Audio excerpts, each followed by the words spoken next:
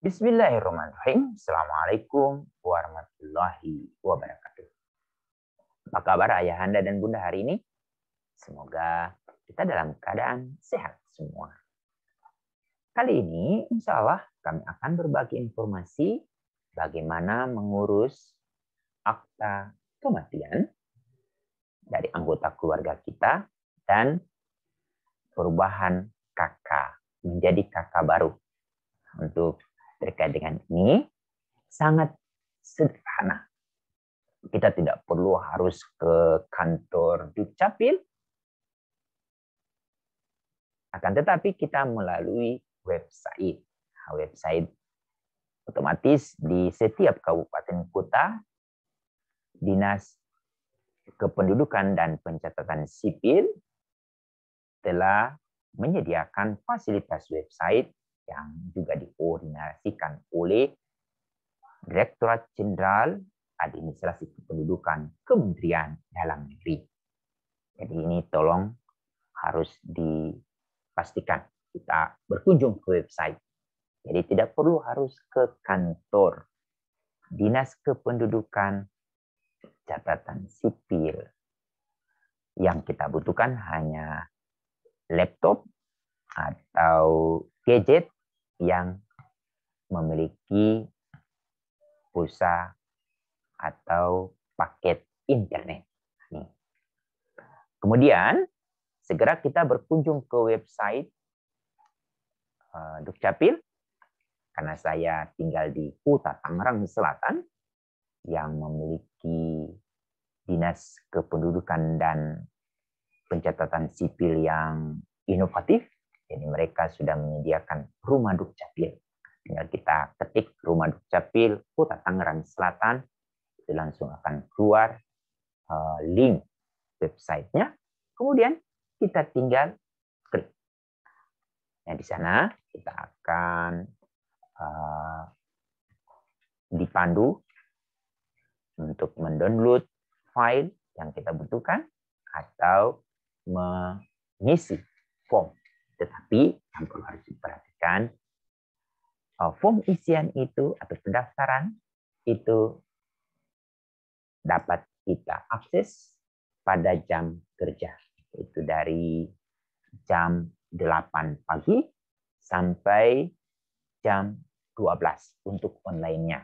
Setelah jam 12 itu otomatis tertutup agar para pegawai yang membidangi di bidang itu akan segera memproses dokumen kita. Pengalaman kami laporkan jam 11 sudah dapat email dari Dinas Kependudukan dan Pencatatan Sipil Kota Tangerang Selatan itu sekitar jam 13. Jadi cuma beberapa menit mereka berproses ya. Ini yang sangat menyenangkan dengan layanan seperti ini.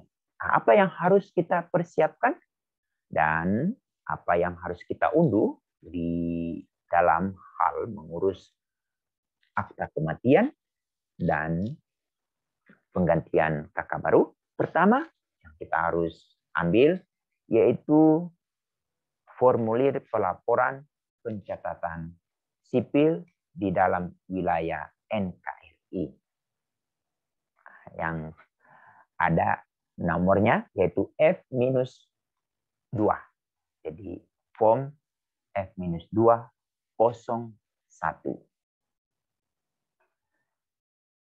Di form ini apa saja yang akan kita isikan? Pertama, otomatis nama pelapor.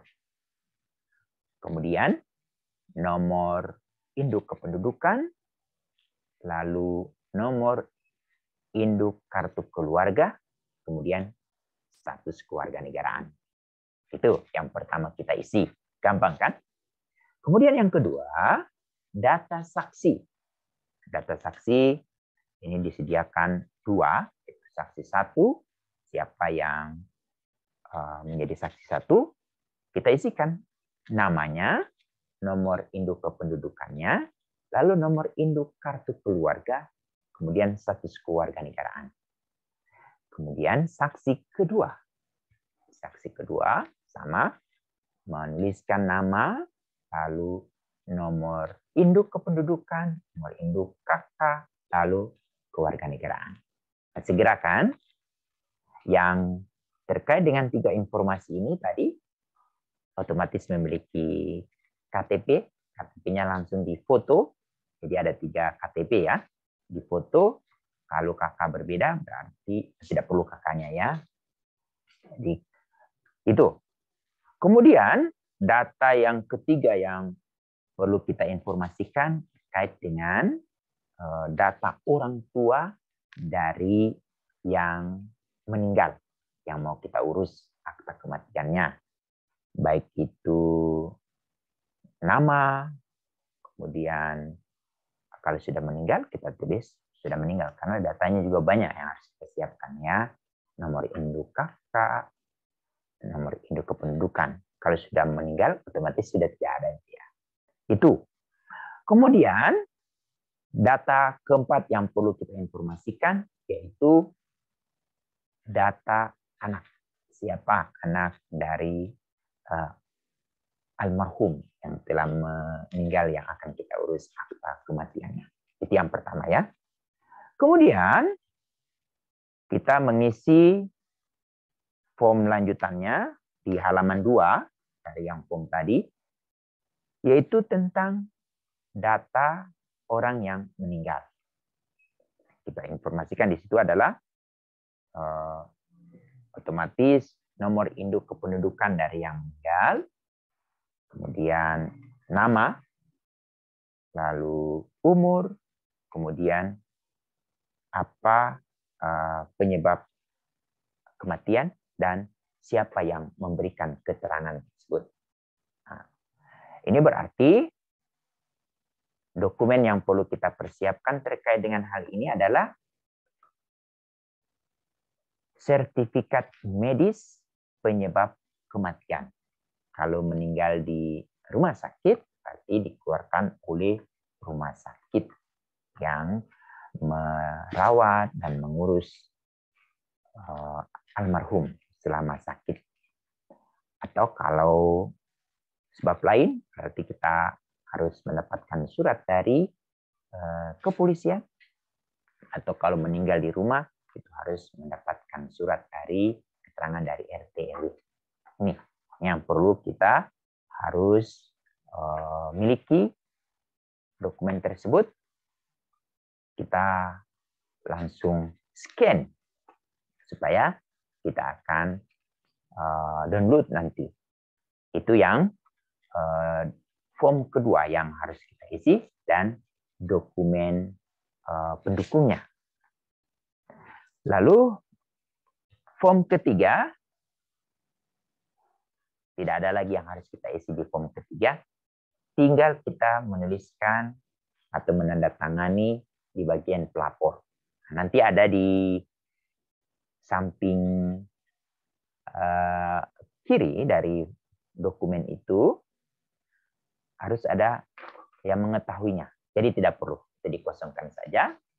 Nah, semua form yang sudah terisi, kalau di laptop berarti atau di PDF tinggal kita isi kan, lalu tinggal kita tanda tangani. Gampang sekali. Atau kalau kita harus print seperti ini, berarti kita harus men-scan-nya kemudian menjadi dokumen.